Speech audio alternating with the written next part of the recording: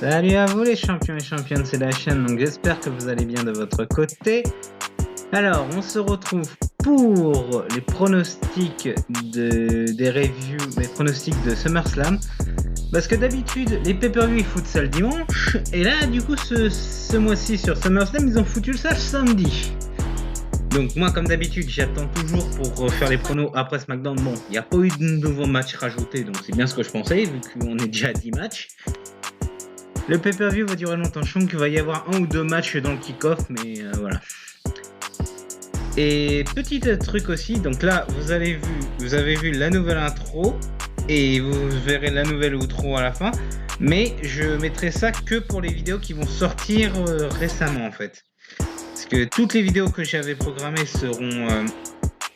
auront l'ancienne intro et outro, mais la nouvelle intro et outro seront pour les vidéos que je n'ai pas tournées entre temps.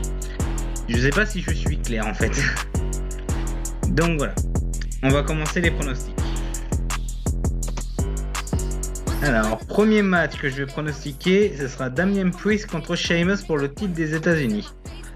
Alors, j'ai envie de dire que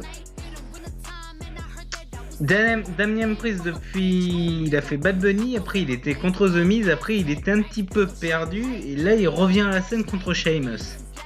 Vu que Sheamus avait battu Humberto Carrillo et Ricochet, donc là c'est bien d'avoir un nouveau challenger. Bon, il y a une petite histoire de délire avec le Miz aussi, mais bon, ça je pense pas qu'on va avoir parce qu'on va se diriger, je pense, vers une rivalité Morrison-The Miz.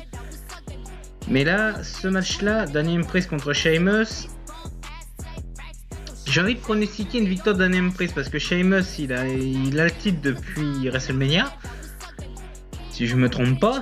Alors, pourquoi pas avoir un nouveau champion avec Damian Priest. Personnellement, ça me plairait d'avoir un nouveau champion. En plus, il y a plein de heals du côté de Raw. Donc, alors, le match suivant, donc ça sera un match que j'attends beaucoup. Parce que je me demande comment RK Bro va pouvoir...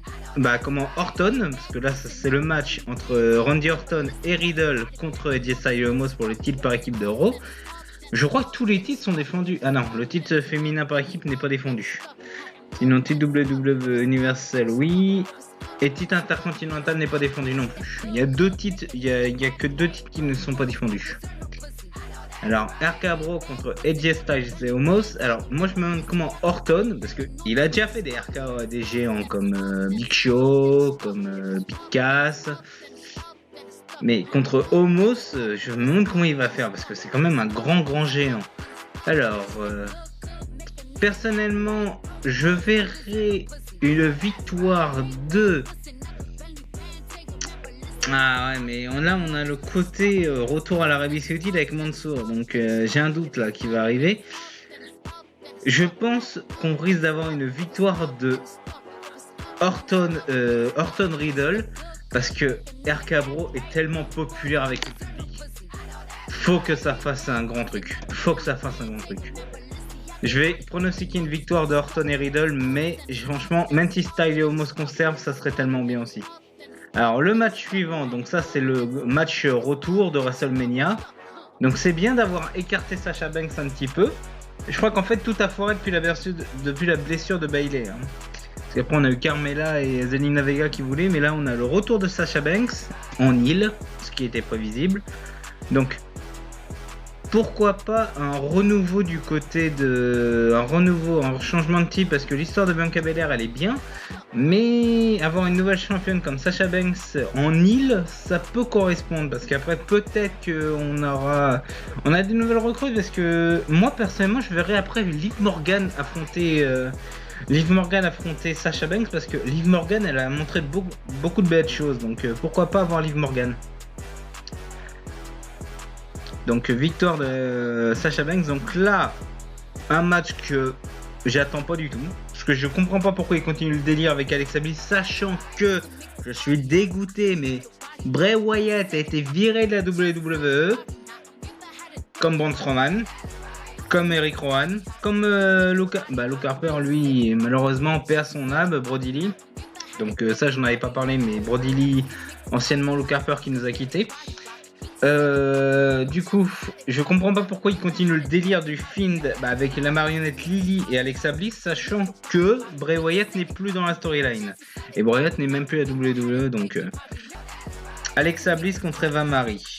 Alors, est-ce qu'on va vraiment enfin voir Eva Marie catcher? Parce que là, on l'a juste vu récupérer les tombées.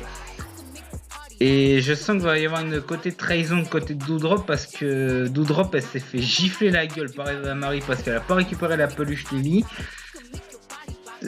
En gros, en fait, on a deux délires à Raw. On a la peluche Lily avec Alexa Bliss et un autre truc que j'expliquerai plus tard. Et là, pour ce match, victoire d'Alexa Bliss. Alors, le match, alors là, c'est pour le titre WWE. Nous aurons Bobby Lashley, le champion au titre, le tout-puissant All Might Bobby Lashley, contre The Man Goldberg. Alors, je salue l'ami Roddy parce que lui, je sais que Roddy adore Goldberg. Alors, est-ce qu'ils veulent donner le titre à Goldberg? Est-ce qu'ils veulent donner le titre à Goldberg par rapport à son fils? Ça, je sais que ça va pas être un match très très long celui-là, mais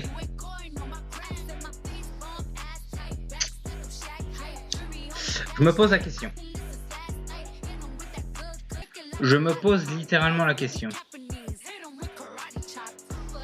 Qu'est-ce qu'il va faire avec le tout-puissant si Bobby Lashley gagne? Qui sera le prochain adversaire? Est-ce qu'on aura un retour de Sheamus pour le titre suprême? Est-ce qu'on aura Omos si Jay Styles perd les titres? Styles et Omos perdent les titres, est-ce qu'on aura Omos?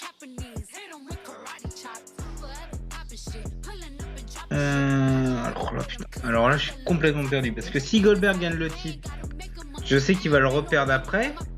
Ou est-ce que Bobby Lashley va le conserver et on aura un retour de Lesnar en face?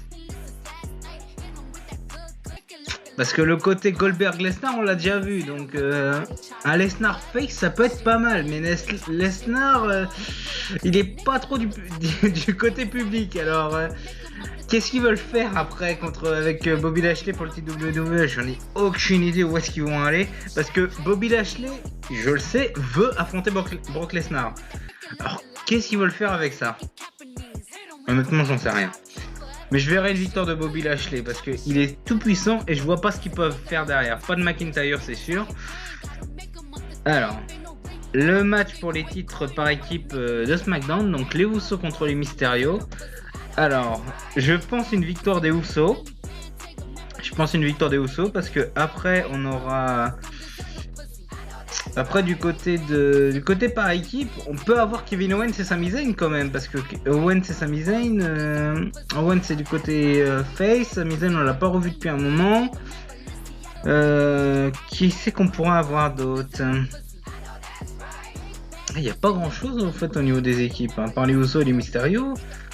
Otis et Gable, pourquoi pas, mais ils sont du côté heel. Le Street Profit, non. Robert Roode et Dolph Ziggler, bah non, parce que c'est les anciens champions avant les Mysterio et avant les Usos. Pourquoi pas Otis et Gable, ouais. Pourquoi pas Otis et Gable? Donc peut-être une victoire des Mysterio, mais je suis pas sûr. Non, je verrais plutôt une victoire des Usos. Mais après, qui c'est qui pourrait se ramener là? J'en sais rien. Alors là, un match que j'attends énormément. L'architecte contre la Superstar Classics, l'opportuniste ultime, les deux opportunistes, je devrais dire. Seth Rollins contre Edge. Alors, je verrai une victoire de Rollins parce que Edge, il est là pour mettre en avant les jeunes. Alors, je verrai une victoire de Rollins. Mais Edge, quand même, depuis sa... Il n'a pas chômé quand même contre Roman Reigns, mais depuis sa défaite contre Roman, il est un petit peu en fin de vie, quoi. Donc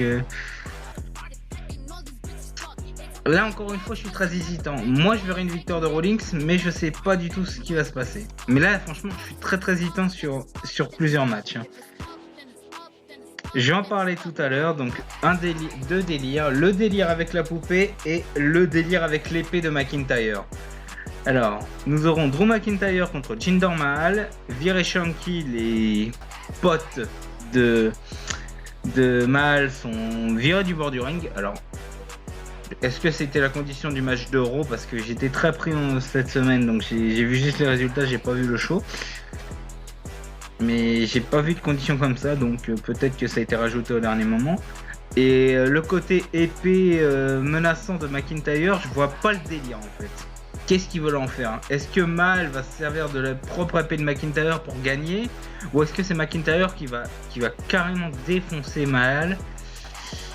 Et après, quelle est la suite pour McIntyre? Parce qu'il n'a pas le droit d'affronter le champion Bobby Lashley. Et on va pas refaire un côté Goldberg McIntyre, donc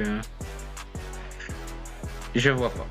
Mais je verrai une victoire de McIntyre parce que Mahal, il est carrément en bas de la liste, il a été perdu tout le temps, à moins qu'ils veulent nous surprendre et que Mahal va gagner le match. Alors là, un match qui est très indécent pour moi parce que nous avons Charlotte Flair, l'ancienne championne, contre Rhea Ripley, l'ancienne championne, contre Nikki Ash, la championne actuelle.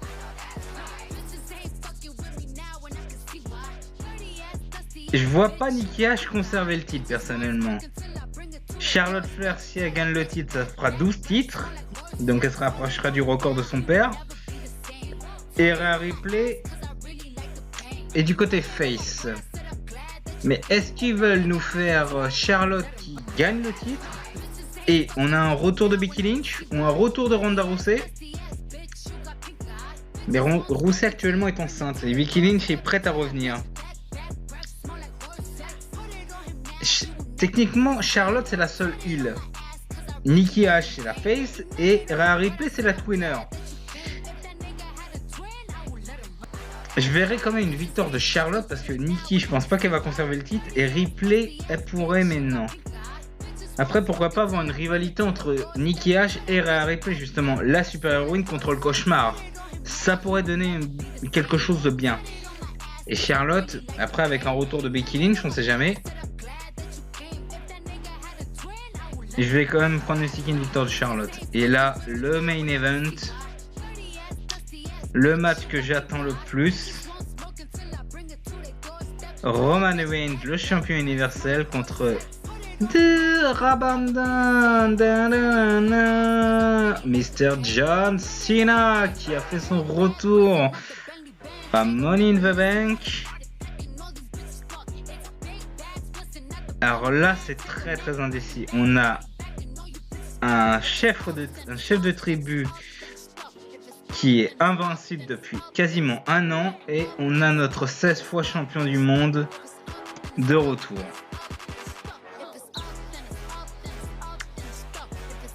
Est-ce qu'il faut terminer en beauté?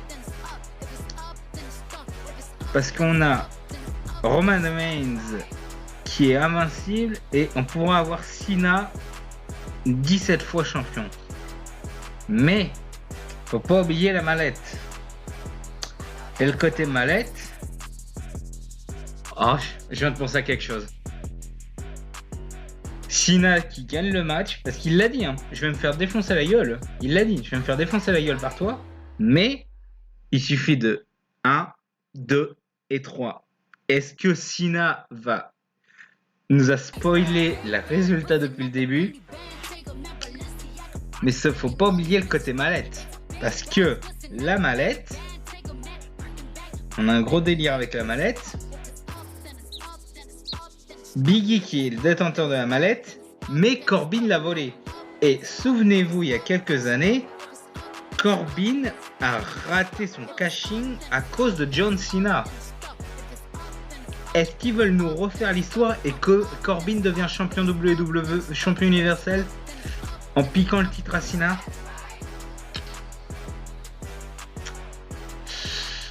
Là, j'avoue, ça me fout le doute quand même. Je verrai une victoire de Cena.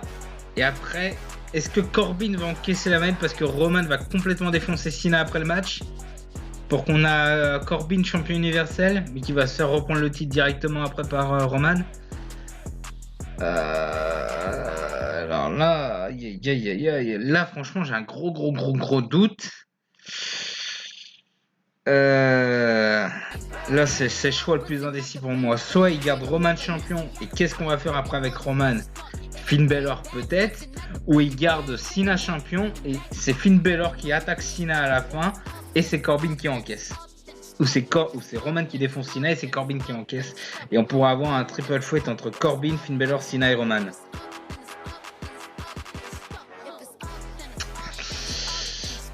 J'ai un gros doute là, franchement. Je fais trop de plans dans la tête. Je vais pronostiquer une victoire de John Cena pour battre le record de Ric Flair, un 17e titre, pardon. Mais là, j'ai un gros doute. Parce que Corbin a la mallette quand même. Que va-t-il se passer? Je me le demande. Sur ce, les champions et championnes, c'est la fin de cette vidéo. Donc j'espère qu'elle vous aura plu. On se retrouve très très vite pour de prochaines vidéos. Donc vous avez eu la nouvelle intro au début. Là vous aurez la nouvelle outro. Mais que je dévoilerai que à partir de fin octobre. Parce que les vidéos programmées, ce ne sont pas les nouvelles. Donc vous inquiétez pas s'il y a 2 intros et 2 outros différentes, c'est que j'ai modifié tout entre temps. Donc voilà, prenez soin de vous les champions et championnes et je vous dis à la prochaine. Salut à tous!